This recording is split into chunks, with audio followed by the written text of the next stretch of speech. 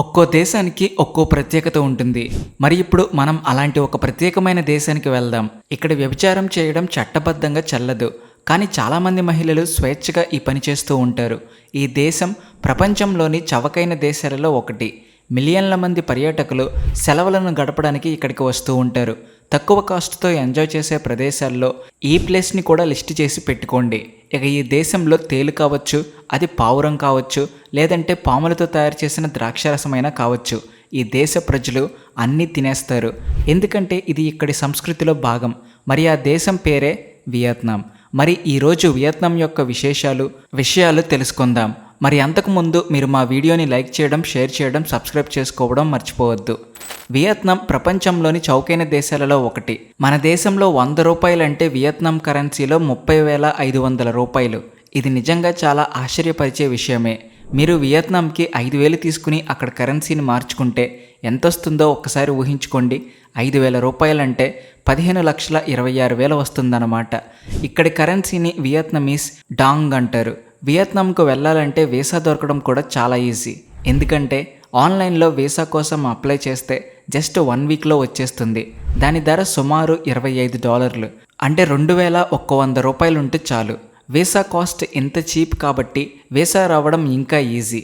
కాబట్టి 2023లో 3 లక్షల మంది భారతీయులు, 2024లో 4 లక్షల మంది భారతీయులు ఈ దేశాన్ని విజిట్ చేయగా 2025 నాటికి 5 లక్షల మందికి పైగా విజిటర్స్ పెరిగే అవకాశం ఉందని అంచనా వేస్తుంది ఆ దేశం. ఈ అందమైన దేశం వియత్నాం ఆగ్నేషియాలో ఉంది. మ్యాప్ని పరిశీలిస్తే ఇండో చైనీస్ ద్వీపకల్పానికి పశ్చిమాన ఉంది. దీనికి దక్షిణ చైనా సముద్రం సరిహద్దుగా ఉంది. ఇది ఉత్తర దిశలో చైనాతో, పశ్చిమ దిశలో లావోస్, కాంబోడియా వంటి దేశాల సరిహద్దుతో అందంగా ఉండే దేశం ఇది. ఇక వియత్నాం రాజధాని హనోయి. ఇది ఒక పురాతనమైన సాంస్కృతిక కేంద్రం కూడా. ఈ నగర చరిత్ర 1000 సంవత్సరాల పురాతనమైనది. ఒకప్పుడు వియత్నాం రాజధాని హనోయిని తోంగ్లాంగ్ అని పిలిచేవారు. ఈ హనోయి నగరం 1010వ సంవత్సరంలో వియత్నాం రాజధాని అయింది.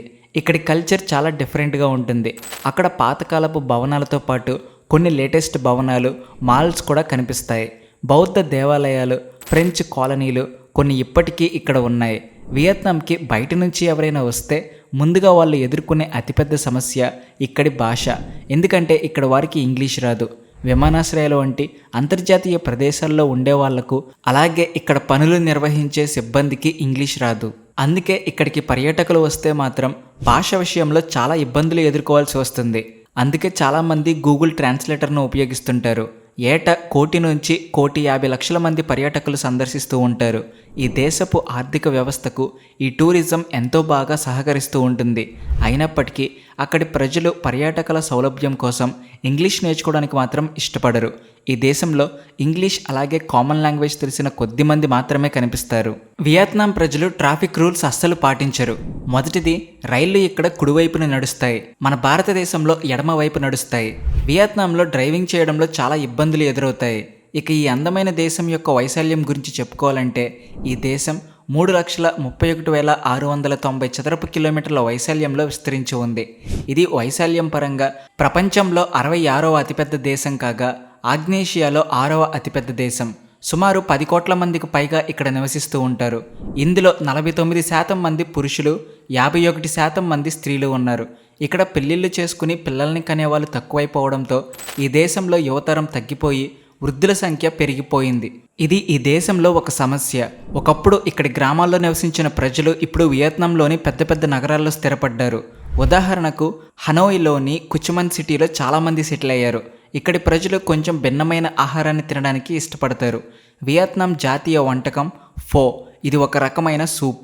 రైస్, నూడిల్స్, ఆకుకూరలు, మూలికలు, మాంసం లేదా చికెన్ వేసి ఉడకబెట్టిన పులుసు. ఇది వియత్నాంలో చాలా ప్రసిద్ధి చెందిన వంటకం. అంతేకాదు ప్రపంచవ్యాప్తంగా కూడా చాలామందికి ఇష్టమైన సూప్ కూడా.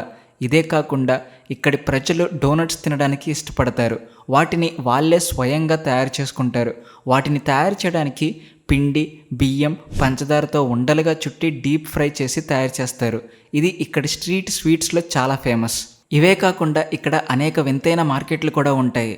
ఇందులో పెద్ద పెద్ద బలులను విక్రయిస్తారు. ఇక్కడి ప్రజలు వాటిని ఎంతో ఉత్సాహంగా తింటారు. వీటితో పాటు కప్పలు, నత్తలు, ఇతర చిన్న జీవులను కూడా ఇక్కడ తినడానికి ఇష్టపడతారు. ఇది ఇక్కడి సంస్కృతిలో ఒక భాగం. శతాబ్దాలుగా ఇక్కడ ప్రజలు తింటూనే వస్తున్నారు. ఇది రాజధాని హనోయిలోని వన్ పిల్లర్ పగోడా.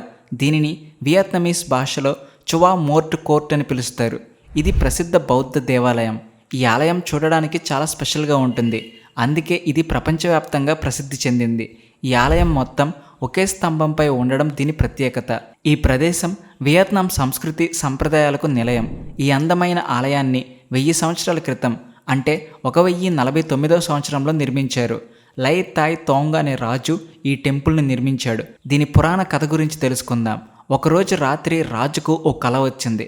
తన కలలో పూలతో నిండిన తామర పువ్వు కనిపించింది. అది ఒక కొమ్మపై వికసిస్తూ ఉన్నట్లుగా ఉండే ఈ కళ తరచుగా రాజుకు వచ్చేది. ఆ కళ అతన్ని ధార్మికంగా, ఆధ్యాత్మికంగా మార్చేసింది అని తెలుస్తుంది. తరువాత అతను తన కలలో కనిపించిన ఆ బౌద్ధ దేవాలయాన్ని నిర్మించి తన కలను నిజం చేయాలని నిర్ణయించుకున్నాడు. పూర్వం ఈ ఆలయం పేరు లోటస్ ప్లాట్ఫామ్ అని పిలిచేవారు. కానీ తర్వాత దాని పేరును వన్ పిల్లర్ పగోడాగా మార్చారు. ఇక ఇది హోచిమిన్ సిటీలో ఉన్న విన్ పెర్ల్ ల్యాండ్ మార్క్ 81. ఇది దేశంలోనే ఎత్తైన భవనం. పైకి వెళ్తే మాత్రం నగరం మొత్తం కనిపిస్తుంది. ఈ భవనంలో 81 అంతస్తులు ఉన్నాయి. మొత్తం భవనం ఎత్తు 461.2 మీటర్లు అంటే 1513 అడుగులు ఉంటుంది. ఇది వియత్నాంలో ఎత్తైన భవనంగా పేరు తెచ్చుకుంది. ఈ 81 అంతస్తుల్లో నివసించడానికి అపార్ట్మెంట్లు, కార్యాలయాలు, హోటల్ గదులు ఉన్నాయి. ఇంకా చాలా షాపింగ్ మాల్స్ కూడా ఉన్నాయి. పైనుంచి కిందకి చూస్తే ఈ భవనం చాలా సన్నగా కనిపించడం దీని ప్రత్యేకత. బుర్జ్ ఖలీఫా తరహాలోనే ఈ అద్భుతమైన భవన నిర్మాణానికి 2014లో తొలి పునాది పడింది. కేవలం 4 సంవత్సరాల తర్వాత అంటే 2018లో ప్రజల ముందుకు వచ్చింది. విన్ పెర్ల్ ల్యాండ్ మార్క్ 81 పైనుంచి చూస్తే మొత్తం నగరం యొక్క 360 డిగ్రీల కోణంలో అందంగా కనిపిస్తుంది. అది విజిటర్స్కి గ్రేట్ ఎక్స్పీరియన్స్లా ఉంటుంది. ఇది వియత్నాం దక్షిణ తీరంలో ఉన్న పుకోక్ ద్వీపం. సముద్ర జలాలు, తెల్లని ఇసుక బీచ్లు, పచ్చని అడవులు ఈ ద్వీపం యొక్క అందాన్ని పెంచుతాయి. సూర్యాస్తమయం ఇక్కడ నుంచి అందంగా కనిపిస్తుంది. ఫుకోక్లో 50% మేర పెంచిన జాతీయ ఉద్యానవనం జీవ వైవిధ్యంతో నిండి అందంగా ఉంటుంది. ఇక్కడ మీరు స్కూబా డైవింగ్, స్నార్క్లింగ్, నైట్ మార్కెట్ని కూడా ఎంజాయ్ చేయొచ్చు. ఇది 574 చదరపు కిలోమీటర్ల వైశాల్యంతో వియత్నాంలో కనిపించే అతిపెద్ద ద్వీపం. ఇది ప్రపంచ ప్రసిద్ధి చెందింది. ఈ ద్వీపం ముత్యాల ఉత్పత్తులకు కూడా ప్రసిద్ధి చెందింది. ఇక్కడ ఉష్ణోగ్రత ఏడాది పొడవునా 25 నుండి 30 డిగ్రీల సెల్సియస్ మాత్రమే ఉంటుంది. ఈ ద్వీపం ప్రతి సీజన్లో ఆకర్షణీయంగా కనిపిస్తుంది. ఇక వీసా లేకుండా ఫుకోక్ ఇంటర్నేషనల్ ఎయిర్పోర్ట్ నుంచి కానీ సీపోర్ట్ నుంచి నేరుగా వెళ్ళి 30 రోజుల పాటు ఫుకోక్ ఐలాండ్లో ఎంజాయ్ చేయొచ్చు. ఈ అందమైన ద్వీపంలో వీసా లేకుండా హ్యాపీగా తిరగచ్చు. అందుకే ఇది ఒక అద్భుతమైన, అందమైన, ప్రత్యేకమైన దేశం వియత్నాం. మరి ఈ వీడియో మీకు ఎలా అనిపించింది కింద కామెంట్ సెక్షన్లో చెప్పడం మర్చిపోకండి. అలాగే మా ఛానల్ని మీ ఫ్రెండ్స్ అండ్ ఫ్యామిలీ మెంబర్స్కి కూడా షేర్ చేయండి. Please like and share and also thanks for watching.